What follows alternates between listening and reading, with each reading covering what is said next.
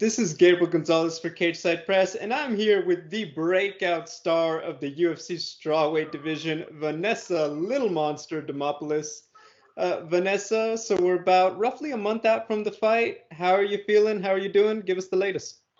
Man, I'm doing good. I'm feeling awesome, like super excited, super happy, high energy, high spirits, per usual. But I always get more excited as I get closer to fight time.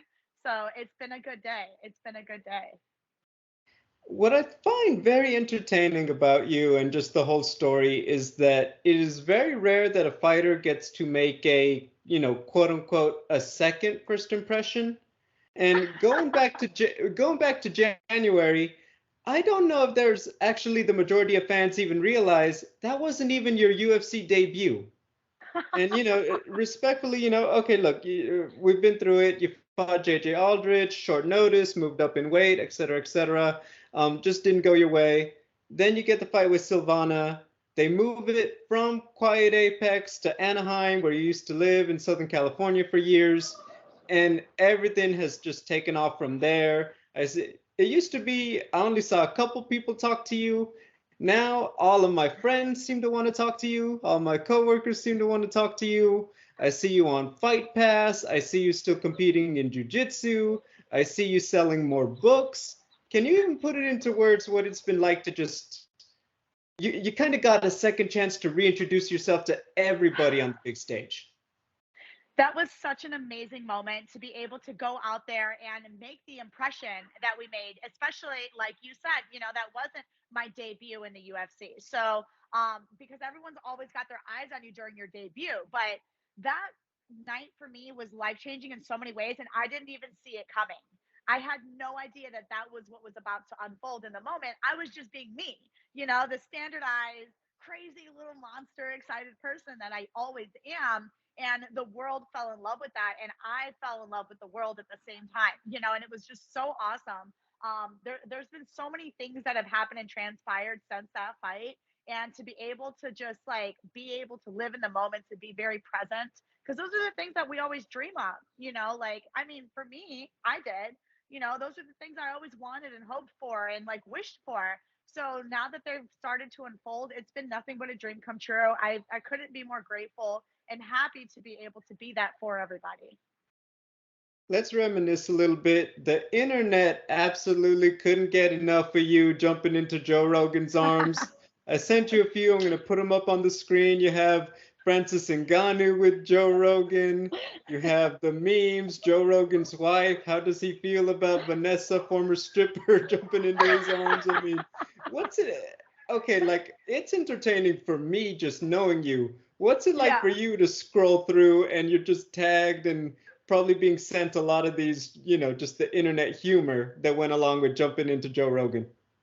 I mean, when you become memeable, that's like a new level of like eyes on you, like that's just so awesome. And memeable to me, what is a positive way? Like, because there's people who are very memeable in very different aspects and lights.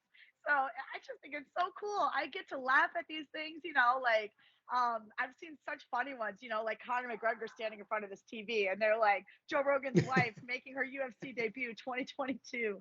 Like it was super awesome, man. Like I couldn't even express to you how dope it is to be able to like look at that, laugh at that, and just like have fun with it. Not to get ahead of ourselves, but okay, it might be John Anik, Bisping, Felder, Cormier. Have you thought about if you get the win, are you going to try to do it again? I mean, you can't replicate moments like that, Yes, but you can. Just hey, just give him the nod and what if they don't pick me up because they know it's coming? What if they drop me, like you're a strawweight. You'll be fine. at least I won't hit too hard, right? Like, Oh man. respectfully, if you were like, Derek Lewis out there, of course not, but you'll be okay. And mind you, Derek Lewis, I don't think could pick up Derek Lewis respectfully, but you get what I'm saying. I mean, So, I don't know, man. We're seeing some of these heavyweights doing backflips now, So some of these guys are pretty agile. Don't count them out. Don't count them out. all right, fair enough, fair enough. Let's talk a little bit about just post Silvana Juarez and the victory. I noticed, Vanessa Demopoulos, the brand, has kind of taken off a little bit. You've now, Ooh. on Fight Pass, you're now the host of Extra Rounds. I saw that you are now dropping your own YouTube channel, and I believe the first episode is going to be, by the time you guys are watching this interview, I believe your first video is going to be out. Can you just talk to me a little bit about just growing as a brand outside of just, going in the cage and picking up dubs? Wow, what an awesome observation that you have there. Yes, I've really been working hard on my brand. And even recently, I started to pick up a brand manager, and his name is Cisco. And I'd love to give him all of the credit for things like my YouTube channel coming out, a lot of like the little minute social media things that I'm starting to do. It's a lot easier for me when I have some guidance, but a lot of the other things that I've been doing, like the Fight Pass stuff, being able to do commentating, fight analytics, those are all things that I've been seeking out. And Gabriel, as you know, I believe you interviewed me one time when all in the same week, I was like a ring card girl, a competitor, and also a commentator, all in the same like time frame. So these are things that I've always been working towards, and to get to see all of them unfold and in a more professional manner now, really working my way up the ladder has been just really awesome for me. Fighting for me is a career, but also all the other things that I get to do because I get to fight is a big part of that career as well. Can I talk to you a little bit about the extra rounds job? Because I think that that one, I'm not gonna lie, I found it slightly unexpected for the simple fact that you are kind of just really breaking in with the UFC right now. You don't have a bajillion UFC fights like some people I'm sure might have been in the conversation. Just how did that come about? And secondly, just taking that approach because you every pay-per-view you guys live on the air, usually in front of Mhm. fans at a nice sports bar, breaking down a lot of the marquee action for the biggest events of the year. Absolutely. Wow. I couldn't be more excited to be able to have an opportunity like this so young in my career with the UFC. That actually came from commentating for the EBI, which was a huge opportunity for me. And being able to be next to such an expert like TJ DeSantis and getting to hear him and go back and forth with him and being on the same vibe with him. He was like, man, like, you're a natural at this. I would love to have you co host the extra rounds with me. And apparently there was an opening, and because he is the host of that show, he kind of had a little bit of a say in who got to co-host with him, and I was more than excited to be able to jump on that opportunity. And now I get to be at all the UFC pay-per-view events. They are going to be flying us around to those, and how exciting is that? You're like, one, I love fighting. Two, now I get to talk about fighting professionally. Like, get out of here. Absolutely. Like, I'm not going to be timid about a job like that. I'm absolutely going to take advantage of it and learn on the job too, because I am new to the commentating space. I am new to the analytics space, and I understand I'm going to make some mistakes, but I'm going to do well while I make mistakes. I'm just going to do them with confidence. Now, obviously, and I just saw you talk to MMA Junkie about this not too long ago, that you are a big, just you are a big tape watcher. You're not just, some fighters, I let my coach handle it and I just focus on me and get to the gym. You've said, you tune in and you watch fights, other people, yourself, how to improve. How much has that helped in terms of translating now into talking about it? Because it's one thing when it's like, okay, this is going to be with the coach. Presenting to an audience is a whole different ball game in terms of presenting the information you've taken in. Oh my goodness. Yes. I think for me, it's something I'm already excited about fighting. I'm already hype about it. And prior to this job of commentating and analytics, I would be that person sitting on the couch, really breaking things down before the commentators are saying things. So for me, it was very comfortable to be able to just now do it in front of a camera. I've spent a lot of time in front of a camera. So it's just a merger of a lot of other skills that I've already been acquiring separately from now getting to do them analytically and professionally, which is so freaking cool. Like, I love it. I absolutely love it. Like, and now I get to do what I love for the world in so many different ways. Like, ah, oh, I'm excited, like it's so cool. Yeah, I could definitely feel. I've noticed that everyone. So what's been really refreshing is I've seen now several of my coworkers say, "Oh, first time talking to Vanessa Demopoulos," and they can feel your enthusiasm. And that's been really cool to, I'll say it. I was here when the band was still playing local shows, Yeah, and yes, now you were. everyone, yes, and now everyone's along. So I'm really refreshed to see that now everyone sees what I saw.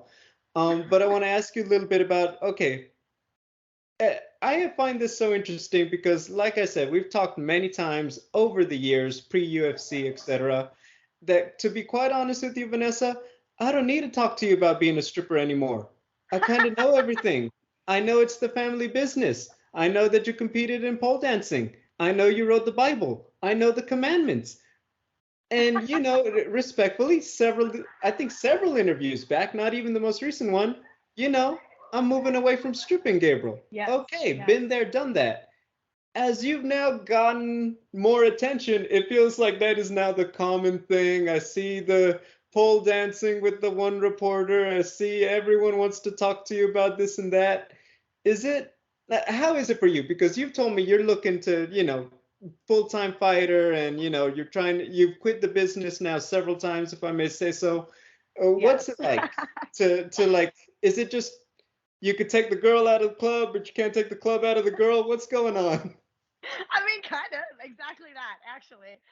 Even now that I'm not dancing anymore, I still put a stripper pole up in my living room, so I'm always going to Oh, love we dancing. all noticed, Vanessa. Did you not see me doing pole tricks in my living room? I mean, come on. It's like every third post, it's in a video. I love it. I love it. Like, I really love dancing. And obviously, I talk about it so much. Like, I have my whole stripper guard, like I have my stripper chokes. I have like a whole series around it. So, like, yeah, it's a part of the conversation. It's been a part of my life for the last 13 years. And if that's what people want to talk about, I'm here for it. Like, you've always known this about me, how forthcoming I am with that information, how forward I am with talking about the fact that I've been an entertainer. And it's been so awesome. The fact that I don't have to be in the clubs anymore, but I still get to love the part of it that I really did love. The part of it that made me such a great entertainer was the fact that I loved dancing in general. So I still get to have that piece of my life without having to do all the stress part of going to work. So it's really amazing for me. I love talking about it, honestly. As long as the questions are, respectable questions. And if they're not, these guys are going to get slammed so quick. But so far, As everyone they has been very respectful.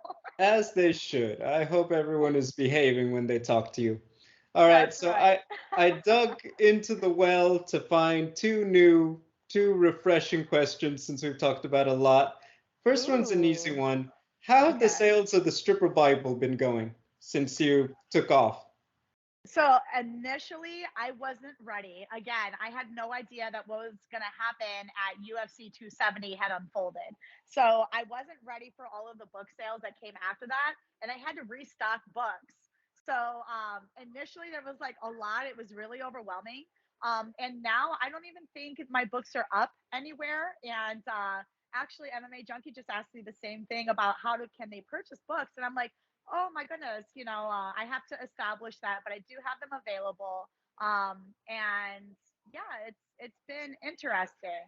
Not the audience that I'm hoping for. The premise of me writing the book was to be able to help girls in the industry. And I think there's just been like a lot of fight fans that are like intrigued and wanting to be supportive in buying the book. But I do hope that one day I get to help the entertainers that the book is meant for initially.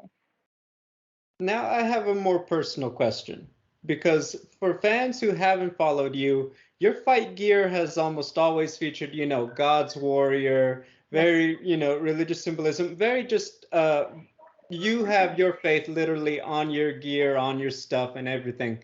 absolutely. There are going to be people who say you can't be working the pole for, as cash is being thrown at you and still be God's warrior. Can you Sure. explain why that's not true? Absolutely.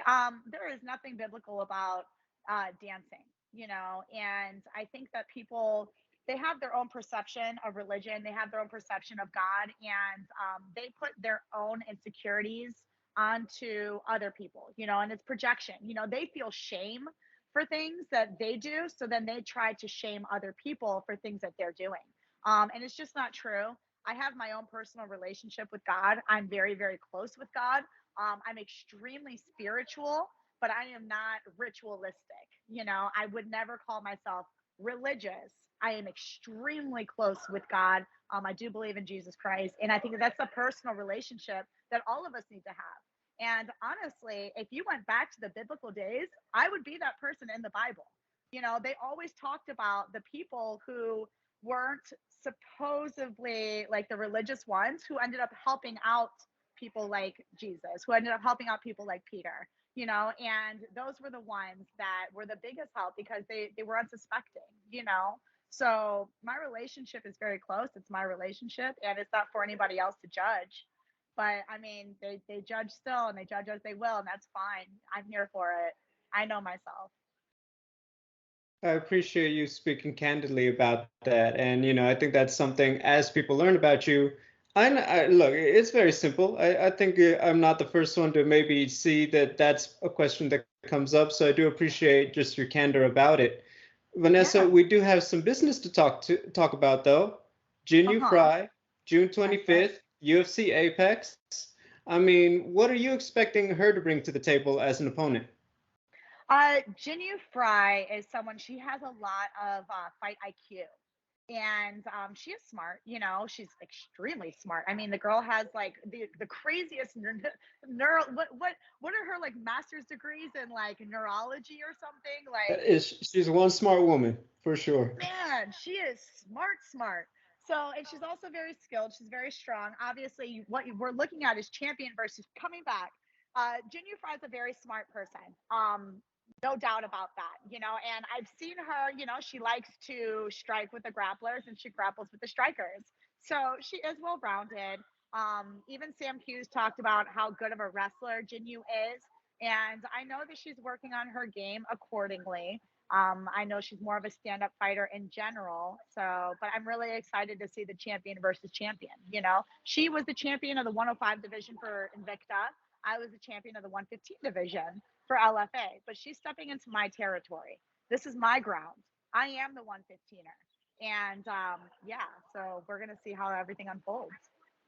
I did want to touch on that a little bit. When I've seen Jin, as you have, she does look like a very powerful woman for 115. However, the fact remains, she is the one moving up. In what you've seen from her, do you feel like 115 is her weight class, or do you feel like she's still giving up that strength and power, every time she's out there? Not to say that she hasn't made it work. Obviously, she's picked up the wins in this weight class, but do you feel like this is her optimal weight at 115? I do. I do think that this is her optimal weight at 115. We've seen it so many times now where a lot of the girls at 115 are hopping up to 125 because that's truly their optimal weights. I think that 105 was probably a very good opportunity for her because she could make the weight. But just because someone can make a weight class doesn't mean that that's where they belong. And I do feel like she's still going to be powerful even at 115. And then my other question, just because it is so recent, did you see Sam Hughes backing Jin, or her friend and teammate Jin to get that victory when she was asked, "Hey, have you thought about running it back with Vanessa Demopoulos?" Fight with Vanessa Demopoulos, and I know we talked about that. Yeah. I know it's a fight that you want. Is that a fight that it's going to happen, right?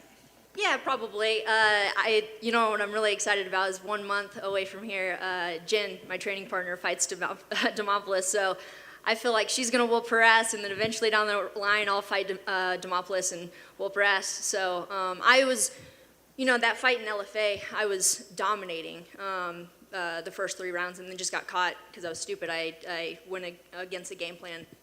Ooh, I did not see any of that actually. The T. The T, the D. Give me the D, Tommy. Well, What is that? simply that. she was asked, "Do you want to run it back?" Because you guys obviously had that very exciting fight for the title in LFA, and she said, I think Jin's got this one." So how do you feel about Sam Hughes bringing that back. Respectfully, I didn't think there was necessarily animosity there. Now I feel different. I didn't think that there was animosity there either. And now I see that it is different. So we're actually going to get to look forward to that on June 25th. Absolutely. Yeah. Apparently there's a rivalry there I wasn't aware of. Very fair. I appreciate you letting me spill the news. And then finally, Vanessa, like I said, it's hard to say like, oh, can you create that perfect storm like at UFC 270? But moving forward now, what do you want to do with the platform, being a UFC fighter and the attention and the exposure, etc.? How do you want to use it to build yourself going forward? I am using it already to build myself going forward. I am looking at all of the different avenues and being able to market and use the brand as well as I possibly can. But more than that, I'm getting to inspire millions of people through my own stories of overcoming and becoming. And that's not something that I'm getting to do directly, but it is something that is intentional and it is something that is already happening, whether I talk about it or not. I do have a very rough past and I am very public about it, but the world gets to watch the person I am today and they get to see everything that's getting to unfold. So I'm very excited to be able to help other people who maybe don't think that they can and show them that it doesn't matter where you come from or what people think that you should be. Because I should have been nothing but, a stripper in a club, and here I am getting to talk to you and being on UFC events. So doesn't matter who you are, where you come from, you can create greatness if you put your mind towards it and truly work your ass off for it. I mean, Vanessa, I don't think any more needs to be said. Ladies and gentlemen, once again, Vanessa Demopoulos taking on Jinh Yu Frey on June 25th, roughly a month away from now. You guys are not going to want to miss it. Vanessa, best of luck. Thank you so very much for your time. I appreciate you guys.